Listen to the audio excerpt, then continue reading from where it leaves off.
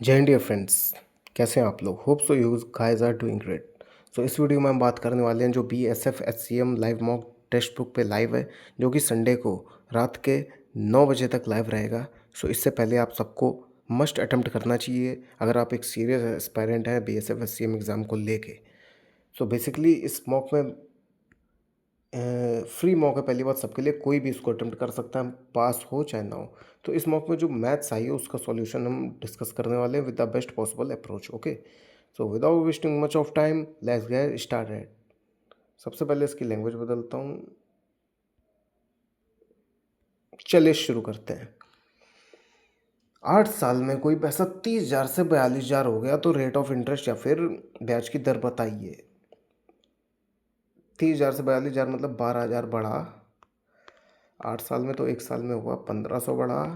1,500 बढ़ा मतलब कि कितना बढ़ा भाई? कोई चीज़ एक साल में 1,500 बढ़ रही है, सॉरी कितने पे? 30,000 पे इंटू 100, तो यही तो रेट ऑफ इंटरेस्ट होता है। 5% रेट ऑफ इंटरेस्ट हमारा दर, वार्षिक दर हो गई, ठीक है। तो ये रही हमारी वार्षिक दर। नेक्स्ट वन करते हैं। एक शहर में कुल जनसंख्या 5500 है, आदमी 5% बढ़ गए, औरतें 10% बढ़ गई, तो टोटल जनसंख्या 6,000 हो गई। तो बताइए आदमी कितने थे? इसका बहुत अच्छा अप्रोच बताता हूँ आपको। देखिए मैन मैन 5% बढ़े, वुमेन 10% बढ़ी, और टोटल 5500 से 6,000 हो गया, मतलब कि 500 लोग बढ़ गए। टोटल इंक्रीमेंट पॉजिटिव से दिखा रहे हैं, ठीक है। लेकिन हम मान के चलते हैं मैन भी 10% बढ़े हैं, फीमेल भी 10% बढ़ी हैं। तो बताइए 5500 का 10% कितना होता? 500 होता भाई। 5500 का 10% कितना हुआ? 500।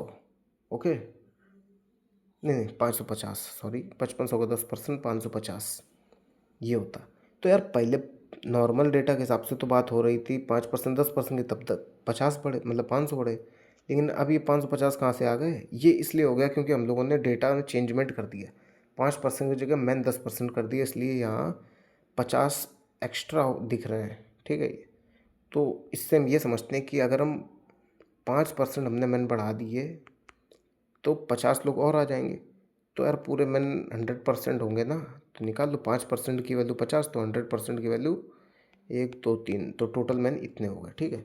ये बहुत ही आसान तरीका है, चुटकियों में हो जाता है क्वेश्चन। अगर बेसिक से देखें तो बेसिक से अगर क्वेश्चन सॉल्विंग के थ्रू जिसको सीखना हो, देखिए man plus 100 man 100 women 100%, man 100 plus women equal to 5500। अब मैन कितने हो गए? 105 मैन। वुमेन कितनी हो गई? 110 वुमेन।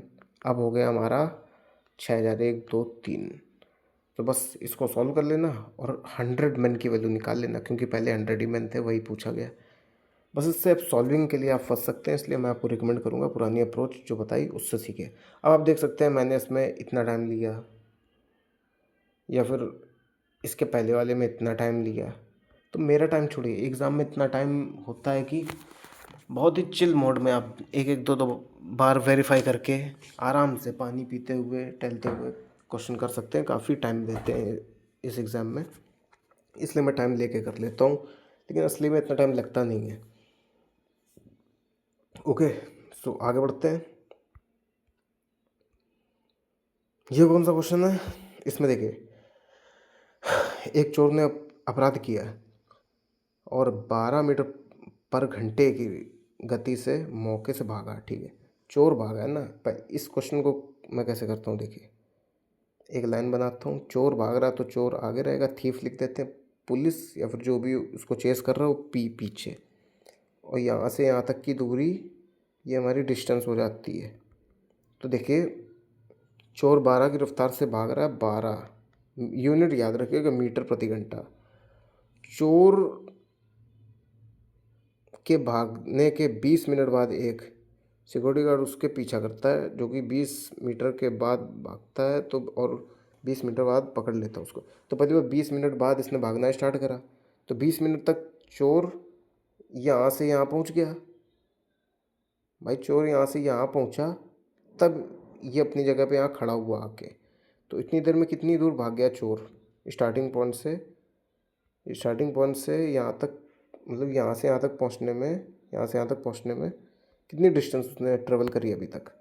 12 की रफ्तार से, 12 मीटर प्रति घंटे की रफ्तार से 20 मिनट, 20 को घंटे मत लो भाई। देखिए मीटर, 12 मीटर पर आवर, इससे जब हम 20 मिनट मतलब कि 1/3 आवर, मतलब 20/60 जिसको बोलते हैं, ये R1H लिखते रहे आवर, ठीक है। देखिए आवर से आवर कट गया, 3 × 4 = 4 मीटर। यूनिट के साथ आपको पता चलता है इसे क्लियरली। तो अभी हमारा पुलिस वाला 4 मीटर आगे है थीफ से, ठीक है। अब यहाँ से खेल में आएगा रिलेटिव स्पीड वाला कॉन्सेप्ट। ये 12 की रफ्तार से भाग रहा है, ये 20 की रफ्तार से भाग रहा है। यूनिट दोनों की सेम है। 20 की रफ्तार से भाग रहा है, नहीं, इसकी स्पीड ही निकालनी है, सॉरी। मतलब 20 मिनट बाद वो उसको पकड़ लेता है। तो देखिए रिलेटिव स्पीड मतलब कि पुलिस पकड़ रहा है तो पुलिस की एक्स मान लेते हैं -12। Relative speed equal to relative distance 4, relative time मतलब 20 मिनट, जिसको आवर में बदलेंगे क्योंकि पूरी कैलकुलेशन हमारे मीटर एंड आवर में, मीटर और घंटे में हो रही। तो इसको भी 120 नहीं 1/3 लिखेंगे, ठीक है। तो ये ऊपर मल्टीप्लाई हो गया, 3 × 12 हो जाएगा, 12। एक्स की वैल्यू 12 + 12 = 24, ठीक है। ये हमारी आ गई मीटर प्रति घंटे में। भाई इसमें सबसे ज़्यादा इम्पोर्टेंट देने वाली बात है यूनिट, क्योंकि मीटर पर सेकंड, किलोमीटर पर आवर, उसमें कई लोग कर लेते हैं इधर उधर चेंजमेंट, लेकिन मीटर प्रति घंटे या फिर सेकंड पर आवर, इन सब में बहुत ही ज़्यादा ध्यान देने की ज़रूरत होती है तभी। और टाइम ना देखिए भाई, क्वेश्चन बहुत ईजी है, 30 सेकंड क्वेश्चन है, लेकिन वही ये पेपर में कमी है नहीं टाइम की, तो आप कैसे भी करिए। और थोड़ा समझाने में भी टाइम जाता है, तो टाइम का माइंड मत करिएगा, आप अप्रोच देखिए, ठीक है। नेक्स्ट वन इज चावल के मूल्य में 20% की कमी हो जाती है। भाई इसमें देखिए, इसका पहले पढ़ लेते क्वेश्चन। चावल के मूल्य में 20% की कमी हो जाती है, व्यक्ति 450 रुपये में 50 किलो चावल अधिक खरीदता। भाई कीमतें कम हो गई तो इंसान ज़्यादा ही तो चीज़ खरीदने लगेगा उतने पैसे में। तो देखिए प्राइस इक्वल टू, नहीं sorry, expenditure equal to price into consumption, मतलब जितना खर्चा हुआ वो क्या होता है, जितनी कीमत और जितनी खपत है, यही तो होता है। तो प्राइस और कंजम्पशन का रेशियो देखते हैं पहले। प्राइस कितनी हो रही, 20% कम, मतलब 5 से 4 हुए,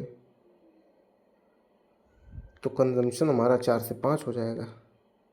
कंजम्पशन कितना बड़ा है, इसकी वैल्यू क्या दे रखी है, 50। तो एक की वैल्यू 50 है, तो 4 की वैल्यू कितनी आ गई, 50 से मल्टीप्लाई कर देंगे 200, और इसकी वैल्यू 50 से मल्टीप्लाई 250, मतलब पहले 200 किलो मतलब केजी खाया जा रहा था, अब चावल 250 केजी खाया जा रहा है। तो कह रहा है कि वास्तविक मूल्य चावल की क्या है, वास्तविक मूल्य हमारी 5 है ना, तो 5 इंटू कंजम्पशन कितना है, कंजम्पशन पहले कितना था 4, मतलब कि 200 किलो। ये कीमत कितनी है 450 के इक्वल, कीमत उतनी है, बस हम प्राइस इंटू कंजम्पशन मल्टीप्लाई करके कीमत को वैसे ही रख देते हैं, ठीक है। तो इसमें 5 की वैल्यू कितनी आ गई, उसको सॉल्व नहीं करना आपको, क्रॉस को मतलब गोले को, यही तो निकालनी है। तो ये आ गई हमारी 450/200, कर लेंगे। इसको करने के बाद हमारा 2.25 आ रहा है, देख सकते हैं आप सॉल्व करके, ओके। 2.25 आ जाएगा हमारा, ठीक। नेक्स्ट वन, 1 मीटर की ऊंचाई और 140 सेंटी की ऊंचाई वाला एक बंदा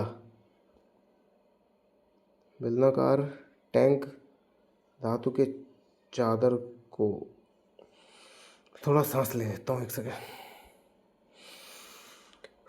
भाई देखिए इसमें आंसर हमें मीटर स्क्वायर में निकालना है, तो इस नोटिस रखिएगा, सिलेंडर है हमारे पास, और मैं इंग्लिश मीडियम से हूँ तो थोड़ा मुझे क्वेश्चन वगैरह पढ़ने समझने में हिंदी में दिक्कत आती है।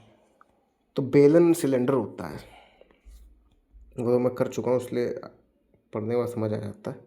तो सिलेंडर की हाइट दे रखी है हमें 1 मीटर, और इसका 140 से आधार मतलब कि डायमीटर 140, तो रेडियस 70 आ जाएगी, और उसका टोटल सरफेस एरिया पूछा है। ओके, तो फॉर्मूला क्या होता है, 2πr h+r, सिंपल से यही है।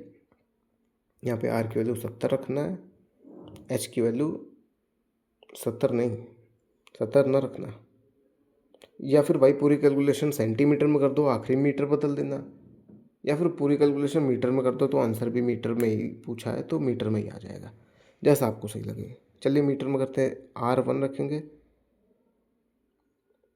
सॉरी R हमारी 70 सेंटीमीटर, तो मीटर में कितना 0.7 मीटर, 0.7, और इसको रख देना 1। ओके, तो चलिए करते हैं, 2πr 0.7, h कितनी थी 1, r कितनी थी 0.7, तो 1.7 लिख देते हैं, ठीक है, h+r करके 1.7, ये 0 लिखा है, ठीक है, तो ये हमारा आ गया 0.1। अब भाई कुछ नहीं, आप चाहते हो यूनिट डिजिट सही लगा सकते हैं, 2 दूनी 4 मल्टीप्लाई बाय 1 करेंगे तो 4 और सचक 28, यूनिट डिजिट 8 आ जाएगा, एक ही में दे रखा है, ऐसे भी कर सकते हैं आप। ओके, नहीं तो आप 11 का मल्टीपल भी देख सकते थे। 11 का मल्टीपल कैसे, उसका क्या होता है, 5 6 6 6, ये भी दे रखा है, ये भी 11 का मल्टीपल है, ये भी 11 का, कैसे 7 7 16, 15 में 4 गए 11, ये भी 11 से हो रहा है, 9 3 9 3 कितना होता है, 12 में 2 गए 10, ये नहीं होगा, ये भी नहीं होगा, इन दोनों में 11 का मल्टीपल फंस गया। अब हम देख सकते हैं कि हमारा रेडियस 70 सेंटीमीटर या फिर 0.7 मीटर है, तो आंसर हमारा 7 का मल्टीपल भी हो सकता है, लेकिन वो नहीं हो, क्योंकि 22/7 में 7 ऊपर 7 को काट रहा है, तो इसका सबसे अच्छा सॉल्व भी कर लीजिए जैसे मैंने बताया था अभी। ओके, तो आगे बढ़ते हैं। अप्रोच है भाई, आपका दिमाग कैसे काम करता है, हर हथकंडे आने चाहिए। ओके, तो 2 क्रमिक विक्रम के पश्चात, क्रमिक विक्रम, अच्छा सक्सेसिव डिस्काउंट, मतलब एक कीमत है 1800, डिस्काउंट नहीं, मतलब कि 2 बार उसमें बढ़ोतरी होने के बाद 2277 हो गई, तो बताइए दूसरा डिस्काउंट कितना, मतलब डिस्काउंट नहीं, दूसरा बढ़ोतरी कितनी थी। अरे यार इसका आसान सा है, मतलब कि ये कोई कीमत है, उसमें कुछ बढ़ाया गया, ये हो गया, फिर उसमें कुछ बढ़ाया गया, ये हो गया, तो ये दे रखा है और ये दे रखा है और ये दे रखा है, तो आपको ये पूछा गया दूसरा वाला, इसको आपको निकालने की ज़रूरत ही नहीं, इसमें कुछ मल्टीप्लाई करेंगे वो आ जाएगा, उसमें कुछ मल्टीप्लाई करेंगे ये आ जाएगा, तो मान लीजिए ये हमारा मान के लीजिए दिया ही है 1800,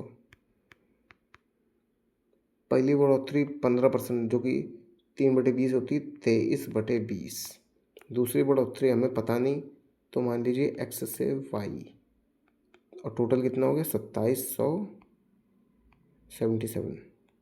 यहाँ भाई जगह नहीं इसलिए इसको नीचे लिख दिया, ठीक है। अब आप इसको काटिएगा तो y/x हमारा आ जाएगा 11/10, इसका मतलब 11/10 का मतलब क्या हुआ, 10/11 हुआ, मतलब कि एक बढ़ा है 10 पे, तो 1/10 इंटू 100 मतलब कि 10%, 10% इसका आंसर आ जाएगा।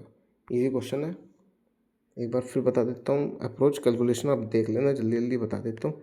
1800 into 23/20 into x equals to 2777, इसको सॉल्व करेंगे तो एक्स की वैल्यू आपकी आ जाएगी 11/10, तो टोटल 10 की चीज़ 11 हो गई, मतलब कि 10% बढ़ गई, ठीक है, वही पूछा गया बस। नेक्स्ट वन क्वेश्चन देखते हैं। यदि अर्धगोले की पृष्ठ, भाई हिंदी में आप पढ़ लीजिए, मैं इसको थोड़ा इंग्लिश में पढ़ लेता हूँ अपने लिए। The sum of lateral surface area and total surface और hemisphere is this, difference between the lateral and total, ठीक है। तो भाई 2 एरिया होते हैं ना, एक जो कर्व वाला होता है और एक टोटल होता है, कर्व फ्लैट सब मिला के,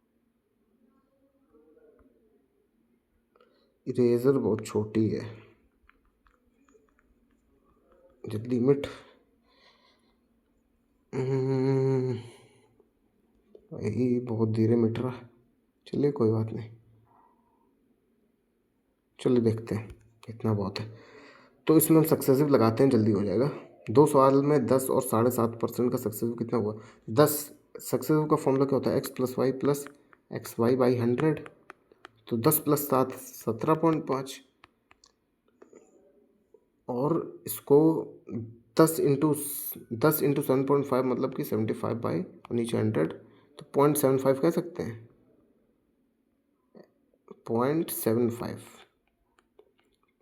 अब इन दोनों को जोड़ेंगे तो कितना आएगा?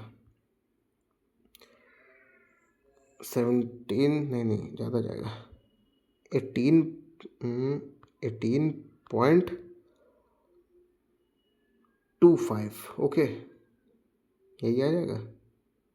18.25 ये हमारा टोटल इंटरेस्ट लगेगा एज़ पर गिवन कंडीशंस। और इसकी वैल्यू हमें दे रखी है 1460, और हमें पूछा है ब्याज मतलब कि प्रिंसिपल अमाउंट कितना था, धनराशि। तो 100% की वैल्यू निकालनी है हमें। तो भाई इसकी वैल्यू इतनी है, तो 100% की वैल्यू 8000 आ जाएगी। कैलकुलेशन आप कर लीजिएगा, नहीं तो सीधा इस वाले में 4 से मल्टीप्लाई कर देंगे तो आपका पॉइंट ख़त्म हो जाएगा। और 18 चौके 72, और एक जोड़ेंगे उसमें 73। 73/100 की वैल्यू आप 73/4 की वैल्यू ये आ जाएगी।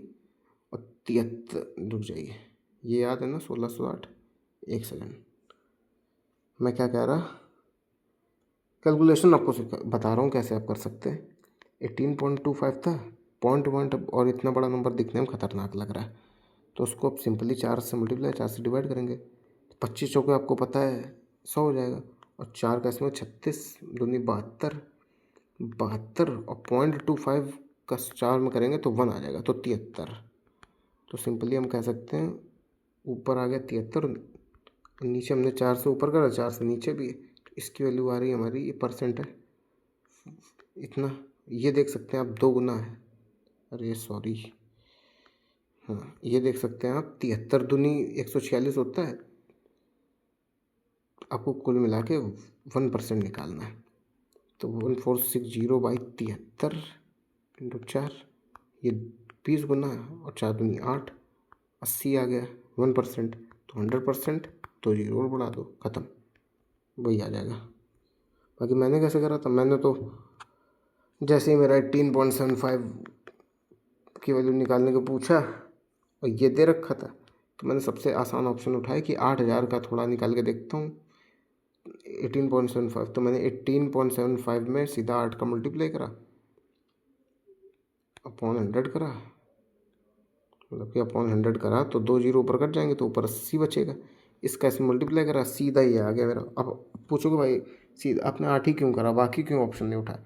तो देखो मैंने सोचा था 8000 करूँगा, अगर आंसर मेरा मल्टीप्लाई करने पे इससे ज़्यादा आया तो जाहिर सी बात है ये ऑप्शन, मतलब कि आंसर अगर इससे मल्टीप्लाई करने पे ऑप्शन से मतलब कि इससे ज़्यादा आंसर आया तो उसका मतलब कि 8000 नहीं होगा, इससे छोटा आंसर होगा, ये हो जाएगा, नहीं तो ये होगा। फिर इनको देख लेता, नहीं तो अगर उससे ज़्यादा है तो सीधा यही आंसर हो जाएगा, तो उससे ऑप्शन एलिमिनेशन सही हो जाता है। बाकी तरीके बहुत हैं जैसे भी कर पाएँ, ठीक है आगे बढ़ते हैं। सक्सेसफुल करना बहुत जल्दी हो जाएगा, समझाने में भाई टाइम लगता है, सीधी बात। ऐसा करते हैं, जल्दी थोड़ा करते हैं। 50 पुरुषों का औसत वजन 2 किलोग्राम पड़ा जाता है। वैसे कि मैं बेसिक से बताता हूँ, एग्ज़ाम अप्रोच से बताता हूँ, और मैं याद तो करे नहीं हूँ कि मैं आपको 1 सेकंड में क्वेश्चन सॉल्व करके 30 सेकंड में दिखा दूँ। क्वेश्चन पढ़ता हूँ हिंदी में, एक तो मैं दिक्कत होती है, ठीक है, तो ज़्यादा एक्सप्लेनेशन दे देंगे, आगे बढ़ते हैं, टाइम हो रहा है। 15 पुरुष और मतलब कि औसत 15 लोगों का औसत 2 किलोग्राम कम हो जाता है यदि एक बंदा 70 किलो का है, उसकी मतलब कि उसकी जगह कोई दूसरा बंदा आ जाता। भाई देखो 70 किलो के बंदे की जगह तुम दूसरा बंदा ला रहे हो और एवरेज कम हो रहा है, तो मतलब वो बंदा 70 किलो से कमज़ोर, कम वेट वाला है। भाई इससे 100 किलो का मान लो ले आते हैं इसको हटा के, तो भाई एवरेज बढ़ जाता ना। कमज़ोर बंदा ला रहे हो तभी एवरेज गिर रहा है। तो पहले कितना रहा हो, कमज़ोर ही होगा, 70 से कम ही रहेगा। 2 किलोग्राम कम हो रहा है 15 लोगों का, तो 70 माइनस 15 30 कितना हो गया, 40 हो गया पुराने बंदे का वेट। बाकी इसको बेसिक से करें तो 15 लोगों का एवरेज पहले मान लेते हैं ए रहा होगा, तो सम कितना रहा होगा 15 ए। ठीक है, 15 ए हमारा टोटल रहा होगा वेट पहले लोगों का। अब देख मतलब कि 15 ए, अब हम 70 किलो का बंदा हटा रहे हैं और दूसरा बंदा जोड़ रहे हैं, तो अब हमारा एवरेज, जगह थोड़ी कमी है तभी देखो 70 हटाया, एक्स जोड़ा, और अब हमारा एवरेज 15 लोगों का ए माइनस 2 हो गया। ये एक क्वेश्चन है। अब देखिए 15 से मल्टीप्लाई करेंगे, 15 यहाँ पे भी, तो वो 15 कट जाएगा। ठीक है, 15 कट जाएगा, यहाँ -30 आ गया, -70,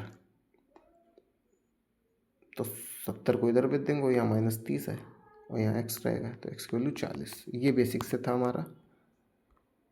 ठीक है, होप सो आप समझ गए होंगे। नेक्स्ट वन देखते हैं। एक ट्रायंगल एक्स वाई जेड है और एक triangle p Q r. X y side और पी क्यू साइड का रेशियो 6:1 है। एरिया पी क्यू, यहाँ पे हम एक्स वाला लेके चल रहे हैं, यहाँ पी वाला लेके चल रहे हैं नीचे। ठीक है, पी क्यू आर वाले का एरिया 6 है, इसका एरिया ऊपर वाले का पूछा है। तो अब दो सिमिलर ट्रायंगल है तो उनके साइड का रेशियो का स्क्वायर उनके एरिया के रेशियो के बराबर होता है। मतलब कि X Y by P Q का whole square equals to area of X Y Z upon P Q R triangle. ठीक है, एरिया यहाँ पे, तो X Y by P Q 6/1 का, तो स्क्वायर करने के बाद 36/1 आ जाएगा।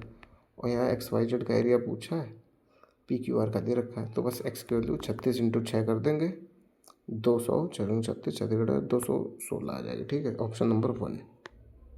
नेक्स्ट वन देखते हैं। प्रॉपर्टी वो सीधा सिमिलर ट्रायंगल होंगे तभी लगेगी, और वो सिर्फ मतलब कि करस्पॉन्डिंग साइड होनी चाहिए। ऐसा नहीं है कि कोई भी साइड का रेशियो आप मतलब इस रेशियो लेके उसको स्क्वायर करते हैं, ऐसा नहीं है। करस्पॉन्डिंग साइड, जैसे यहाँ पे एक्स वाई था तो यहाँ पे पी क्यू है, ऐसा नहीं यहाँ पे एक्स वाई ले लें या क्यू आर ले लें। और करस्पॉन्डिंग साइड का रेशियो होना चाहिए, करस्पॉन्डिंग हाइट हो सकता है, कोई भी यूनिट लेंथ का स्क्वायर ले लेते हैं। ठीक है, एक सार्वजनिक पुस्तकालय में रविवारों का औसत इतना अरे रविवार मतलब संडे को 1452 1445, और बाकी डेज में अदर डेज में 815 लोग आते हैं ऑन एन एवरेज। 30 दिन का मंथ है और स्टार्टिंग हो रही संडे से, तो भाई जिस मंथ की स्टार्टिंग संडे से हो रही है उस महीने में तो 5 संडे आएंगे, है ना। तो थोड़ा ढंग से लिख लेते हैं, संडे 5 आएंगे और ये 5 संडे आएंगे, और अदर डे कितने आएंगे, वेट, अदर डे 25 होंगे, 30 का महीना है ना, 25 + 5, तो इसका रेशियो कितना 1/5 है। 145 इसका था और इधर 18 15, तो नेट एवरेज कितना हुआ, इससे ज़्यादा ही होगा, और उससे 1145 कम होगा। तो 1145 815 से कितना ज़्यादा है भाई, करके देख लो। 0 3 और 11 में 330 कितने बटेगा बराबर, 5 और 1 6 लोगों की 6 के बीच बराबर बटेगा भाई 6, बस यही आ जाएगा। 6 35 तो इसमें 815 में 55 जोड़े कितना आ गया, 5 × 10 5 2 60 870, यही आ जाएगा हमारा आंसर। ये थोड़ा शॉर्ट तरीका है, बाकी अगर आपको नहीं समझ आ रहा है तो इसका दूसरा तरीका ये है कि इसको 5 से मल्टीप्लाई करो क्योंकि इसके ऊपर 5 है, +1 × 1145, इसको 11/5 + 1 6, ऐसे कर लो। वो अलग तरीका था, थोड़ा डेविएशन के थ्रू। ओके, अगर ये रेशियो डेविएशन कुछ नहीं, बिल्कुल वैसे ही चाहिए तो देखिए नॉर्मल डेज 25 थे, उधर था 815 प्लस 5 संडे इधर था 1145। इन दोनों को जोड़ के डिवाइडेड बाय 30 कर देना, उससे भी आ जाएगा। लेकिन आपको अप्रोच इजी वाली रखनी है, 815 प्लस जितना ज़्यादा हो, कितना ज़्यादा था 330, मतलब कि 815 प्लस 330 डिवाइडेड बाय 5 और 1 6, बस इतना करना था आपको। 6 पंचे 30 ऐड करके 800 कितना 70, ये आंसर आ रहा था। ठीक है, नेक्स्ट वन देखते हैं। XYZ एक कार्य को क्रमशः इतने दिनों में करते हैं। एक्स कार्य के प्रारंभ करता है, वाई 2 दिन बाद छोड़ देता है, जय मतलब वाई 2 दिन बाद आता है, जेड 8 दिन बाद आता है, तो एक्स ने कितने दिन काम करा। तो देखिए एक्स 46, वाई 92, जेड 23। यहाँ लिख देते हैं एक्स, यहाँ लिखते हैं वाई, लिखते हैं जेड। एलसीएम इनका 92, ये 1, ये 2, ये 3। ठीक है, एफिशिएंसी। तो एक्स ने मान लो एक्स दिन काम करा, डी मान लो, नहीं तो एक्स ही एक जैसा लगेगा, चलो ए दिन काम करा। वाई 2 दिन बाद आया, मतलब A-2 दिन काम करा। भाई एक्स अगर 10 दिन कर रहा है तो वाई 2 दिन बाद आ रहा है, तो वाई ने 8 ही दिन करा ना। जेड 8 दिन बाद आ रहा, तो भाई काम 10 ही दिन में हो गया, तो 2 दिन ही जेड ने करा ना। फिर ऐसा तो नहीं एक्स ने कुछ दिन काम करा फिर वाई जेड करते रहे, काम एक्स ने शुरू से आखिरी तक करा, तो टोटल डेज तो ए ही रहेंगे। तो ए दिन में काम हुआ टोटल, तो एक्स ने भी ए दिन तक काम करा। वाई ने 1 एफिशिएंसी के साथ A-2 दिन काम करा, और जेड ने 3 एफिशिएंसी के साथ, मतलब पर डे 3 काम करते हुए A-8 दिन तक काम करा, क्योंकि 8 दिन बाद आया। और टोटल कितना है 92, तो 2A 3A कितना हो गया 6। सही है, 6A इज टू 3 24, जो 26 -26 को उधर भेज देंगे तो कितना हो जाएगा 8 9 2 11 6। कुछ तो गड़बड़ हो रहा है। 2A वही है ना, याद तो है नहीं मुझे, क्वेश्चन याद करके तो आता नहीं, और थोड़ा सिली मिस्टेक भी हो जाती है बीच बीच में। चलो उसको भी बाद में देखते हैं। 14 क्वेश्चन को, इसको करते हैं। सेक की वैल्यू इतना है, ए भी इतना है, कॉसेक कितना होगा। इसको मैं इजीली करता हूँ थोड़ा, देखिए समझा देता हूँ ट्रायंगल के साथ। ये हमारा ए है, ये बी है। सेक का उल्टा क्या होता है कॉस। सेक और कॉसेक में कभी ना करना क्वेश्चन, साइन कॉस में करना। सेक का होता है 1/cos, इसकी वैल्यू 15/7 है, तो कॉस की वैल्यू कितना हो जाएगी, उल्टा कर दो 7/15। तो कॉस ए चल रहा है, ठीक है, ए था यहाँ पे। कॉस की वैल्यू 7/15, अब हटा देता हूँ ऊपर। कॉस की वैल्यू याद रखना 7/15, ठीक है। कॉस ए यहाँ पे, कॉस क्या होता है बेस वाई हाइपोटेनस 7/15। पूछ क्या रहा है कॉसेक बी क्या होता है, सेक 1/cos होता है, कॉसेक 1/sin होता है। 1/sin बी पूछ रहा है, तो आपको बस साइन बी निकाल के उसको उल्टा करना है, वही आंसर है। साइन बी कितना है, साइन का क्या होता है परपेंडिकुलर अपॉन हाइपोटेनस। साइन क्या होता है,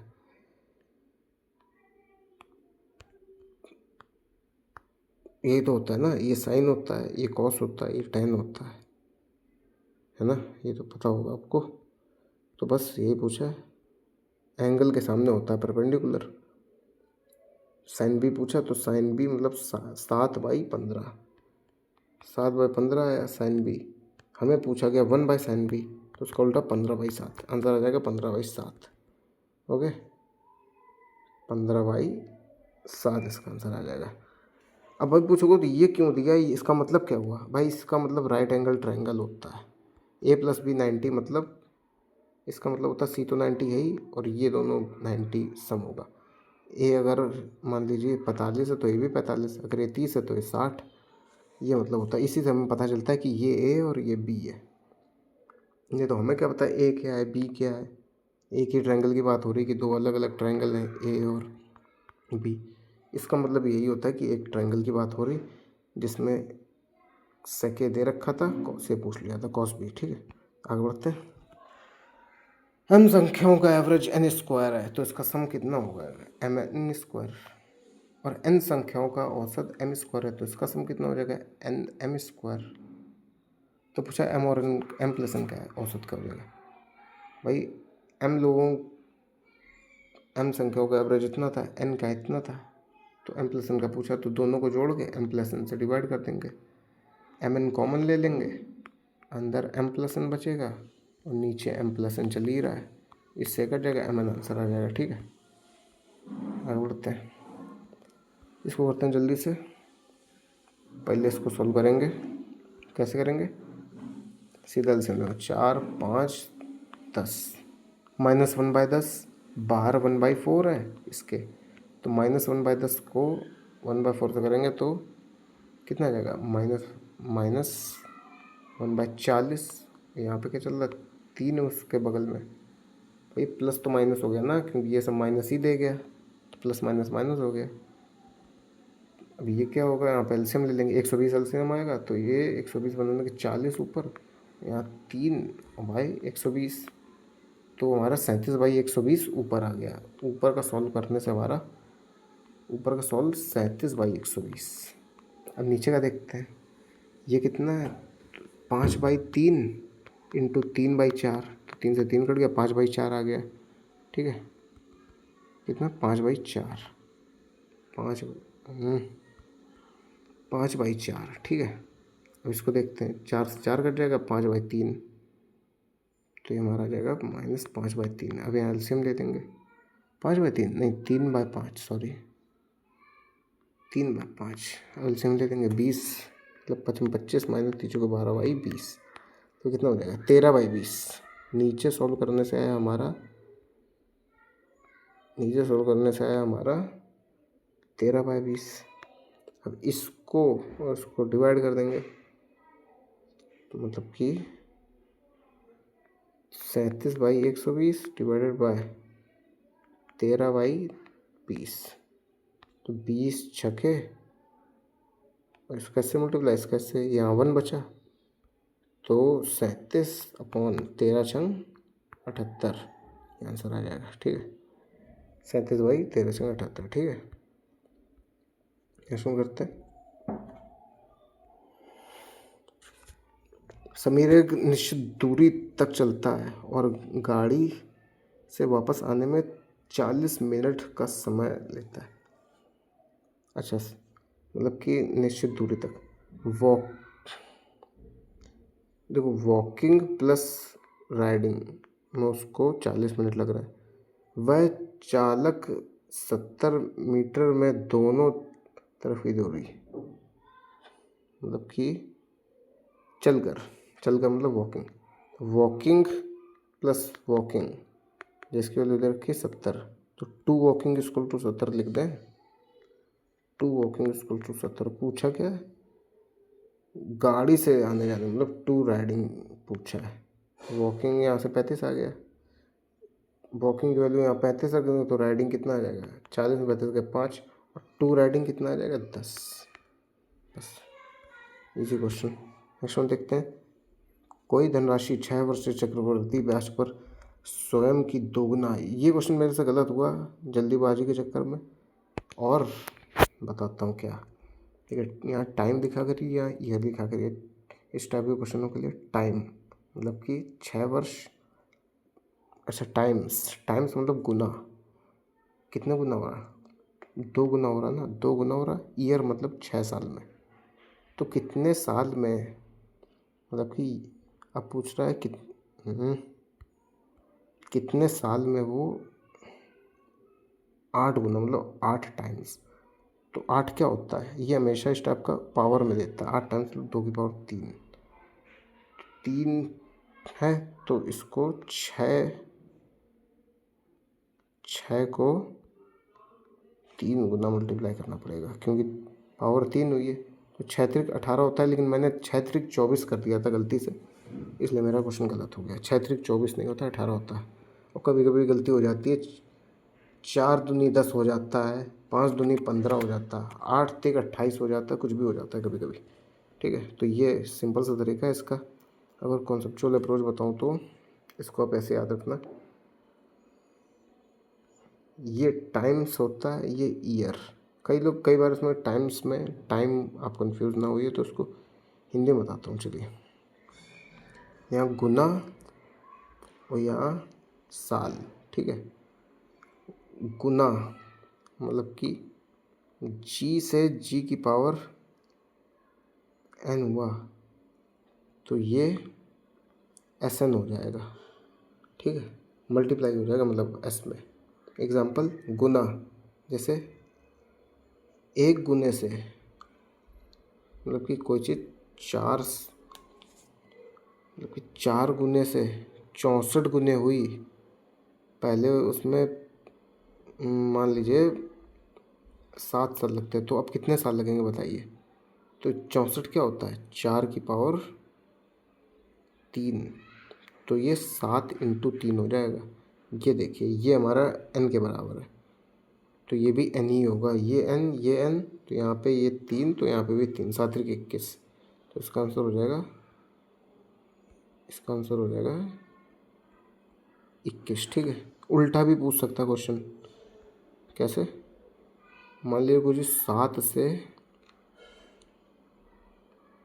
35 हो रही है, तो ये कितने गुना हुआ होगा।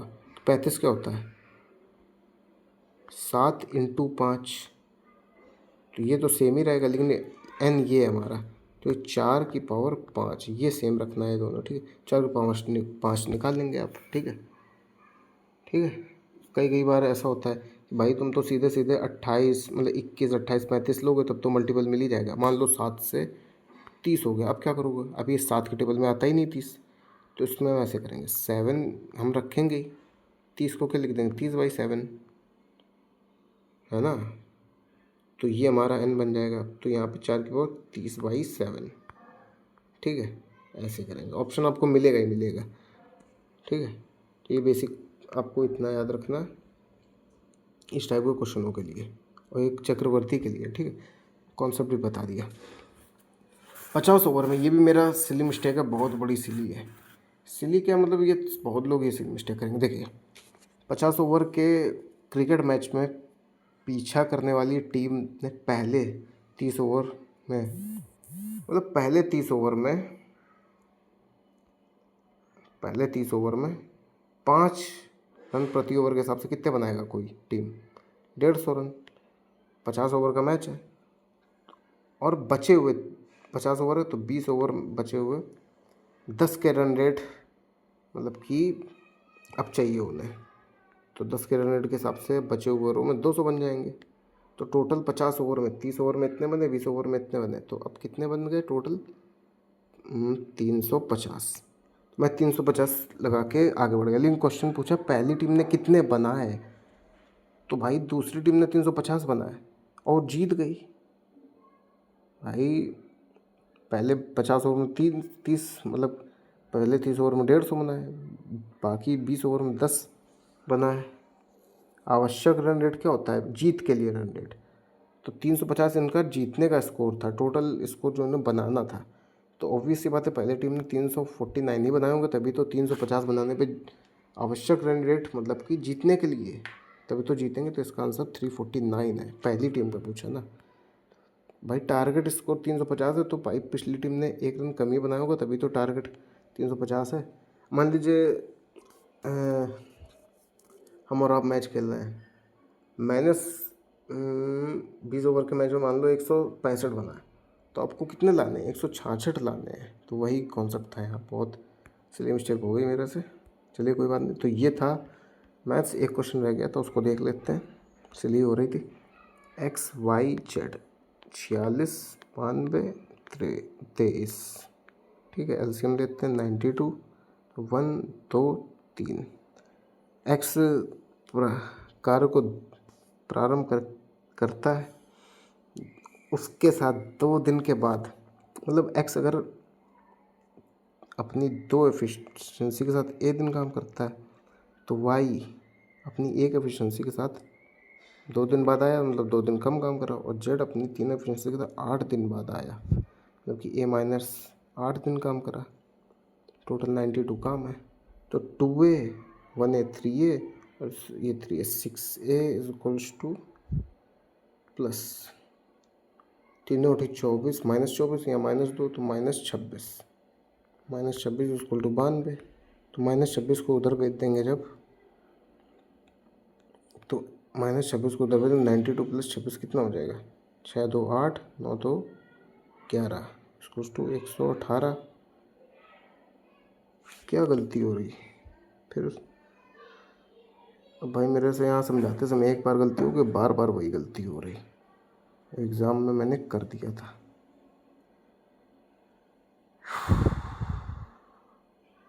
ओ पकड़ ली भाई। देखिए 23 23 92 नहीं होता, यही गलती हो रही थी। 23 चौके 92 होता है। तो यहाँ पे 4 एफिशिएंसी के साथ काम बढ़ेगा और ये 6 नहीं, यहाँ पे 7 हो जाएगा। और ये कितना था सच है, 28 2 30।